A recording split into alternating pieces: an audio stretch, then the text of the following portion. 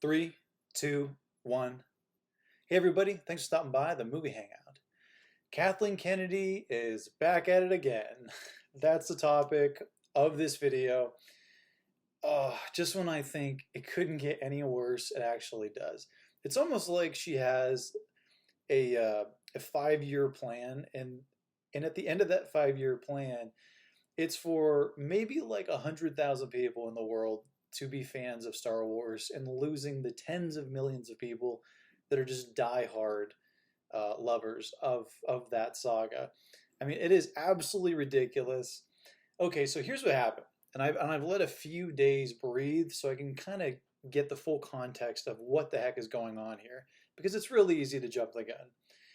So the head of Lucasfilm is Kathleen Kennedy, and she hired a new showrunner. Now, if you don't know what a showrunner is a person that literally runs a show. So there's a showrunner for Seinfeld, Friends, all the CSI shows. I mean, you name it. That person is basically God on set. All the writers, all the actors, all the directors, everybody answers to that person. I mean, you're the king or queen of the whole thing. So the person that Kathleen Kennedy hired is a woman by the name of Leslye Headland. Now, Leslye Headland, I guess she wrote another show, which, let me see if I could find it here. It's something that I have never heard of before in my life, but I don't even, you know what, who even cares what it is? She got hired, and so here's what's going on here. According to Cosmic Book News, now there are many sources that are covering this, but this is just one that I chose because I happen to like them a lot. Here's what they say. Disney Star Wars once again appears to be in big trouble as yesterday saw the news of a new series in development from Leslye Headland. Alarm bells went off when the new Star Wars series coming to Disney Plus was described as female-centric and a female-driven action thriller with martial arts elements. Okay, so let me break that down, what that means. Let me translate it. So when a storyteller says this is going to be female-centric, what they're saying is that it's pretty much going to be void of all male characters that are worth anything. And there's nothing really new about that with Disney, especially Star Wars. And if you have been following the saga from, the prequels, which was done by Lucasfilm before it was an entity of Disney, then the originals, and then the new trilogy, which the new trilogy, starting at Force Awakens, has been under the helm of Disney. The whole thing is about female characters, strong women, as they call it, strong female women characters. And all the male characters are pretty much just like stuck in the background somewhere, totally irrelevant. They really don't even matter. And if you notice, they killed off all of the good male characters. They killed off Han Solo. They killed off Luke Skywalker. They killed off everybody good. And the people that survived, all the male characters that survived, are pathetic. They're just total wusses. They don't do anything. Things happen to them. They don't make anything actually happen. Okay, so it continues to go. The reason the alarm bells went off is not that the series will feature female characters, because the series always has. Carrie Fisher is a female. She's been there from the very beginning, and she's a great female character. And by the way, female characters do make money in movies. I mean, look at Sigourney Weaver in the Aliens franchise. I mean, that movie, Aliens, and then the third one, I think even the fourth one, they all made a ton of money, and it was centered around a woman.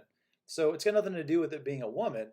It's how you tell the story. It has to have a hero's journey. Unfortunately, Lucasfilm, Kathleen Kennedy, they refuse to do that. They're called a Mary Sue character, which means that the female character doesn't progress and learn something new and pick up a new skill or ability. Instead, what it is she had those skills and ability from the very beginning, and the whole story just centers around her realizing that she was perfect to begin with. And I'm sorry, but that's not real life.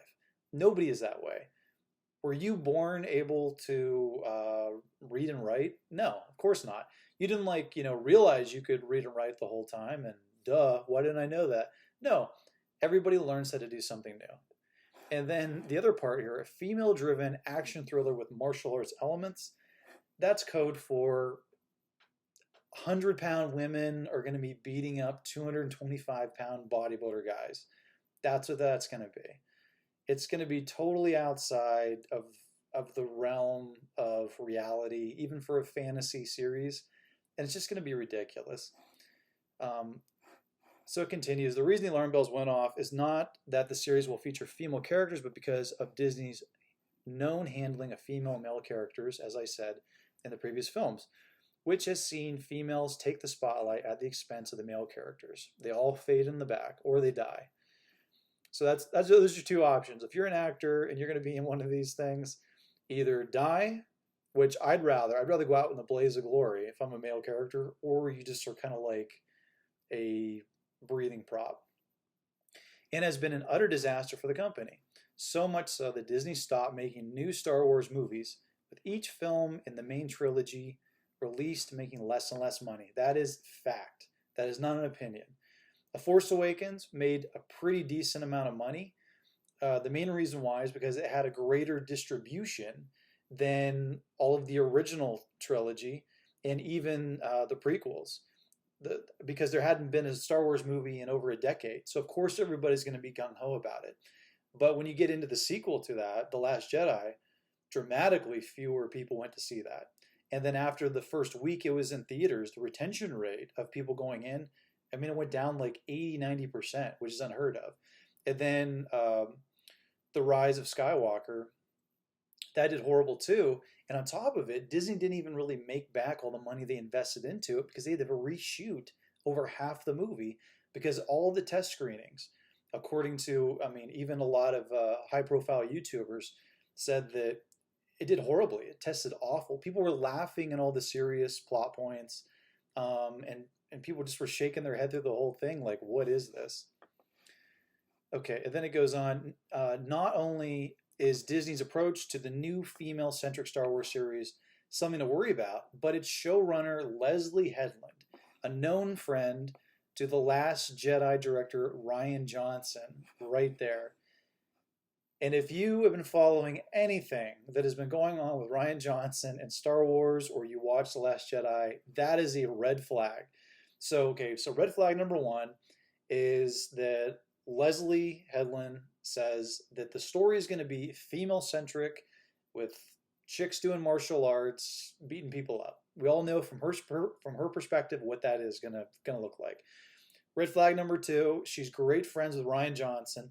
And red flag number three strikes you're out, and this is the one right here.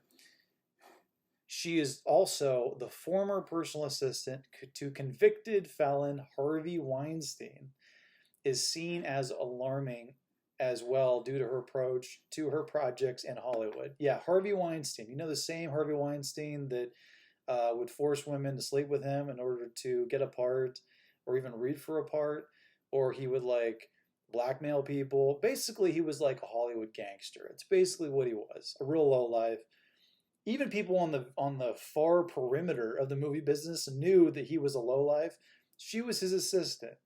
Do you really believe that she didn't know what he was doing? Come on. We all know that she knew what he was doing. And even beyond that, it even gets worse.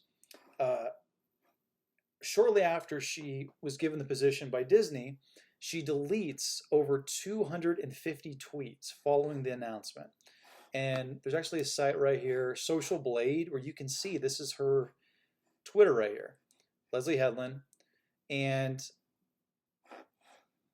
right here on April 22nd, Wednesday, she deleted 246 tweets. And then later on, even more than that. Now, a question you may be asking is, what's the big deal? Who cares? She deleted some tweets. That's a lot of tweets, but, get over it. Why make a big deal out of it? Well, it's the contents that were in those tweets that are what is really causing people to get upset. So right here, Variety, and this is on the Variety Twitter page, Leslye is speaking to a diversity panel. And in this panel, she makes some pretty ridiculous statements. So I'll play it real quick. Step up their game, to be quite honest. Like, sorry, but I'm calling you bitches out. Like, you really do, because like, you know, there's like I couldn't agree more with everything that these brilliant women are saying. But like, I'm also seeing the silent killer, which is a lot of white women at the top who are kind of reinforcing a lot of old ideas. I think a lot of it, you know, to give them the benefit of the doubt, and I'll just speak from my own personal experience. It's just like I wasn't sure how to be an ally. I wasn't sure what type. I got so caught up in like what kind of terminology I was supposed to be using and being politically correct, and so as I started to rise in television, I started to just get more blunt and just start saying like I would like a black writer, because if I said diverse, you know, you get well, white is diverse, which is something somebody said to me, and I was like, wow. Okay. I don't even know what to say about that, how awful that is. First of all, this Leslye Headland is targeting a racial group of people to discriminate against another racial group of people. Like, she's saying that she only wants to hire people that are a certain race to do something when there's no reason why it shouldn't be open to everybody. I mean, I don't even know. You know, I'd be interested what everybody watching this has to think about that, because that is literally the definition of racism: discriminating against somebody because of their race, and that's what she's doing. Like, and she's laughing about it. She thinks it's funny, and so I mean, what more evidence do you want to know that this woman is? I mean, I hate to say it, this woman is a racist. That's what a racist would say. And a racist would laugh about it and think that that's funny, and she does. So, not a good look for Disney at all. And that's why she deleted over 300 of her tweets, because they're all based on race, on, you know, hating men. I mean, you name it, just all these ridiculous, disgusting things. And that's why everybody's upset about it. So, but anyway, I'm interested. What do you guys think? Do you think that despite the fact that Headland is such an idiot and obviously a hater, just hates everybody, do you think that Disney should fire her, get rid of her?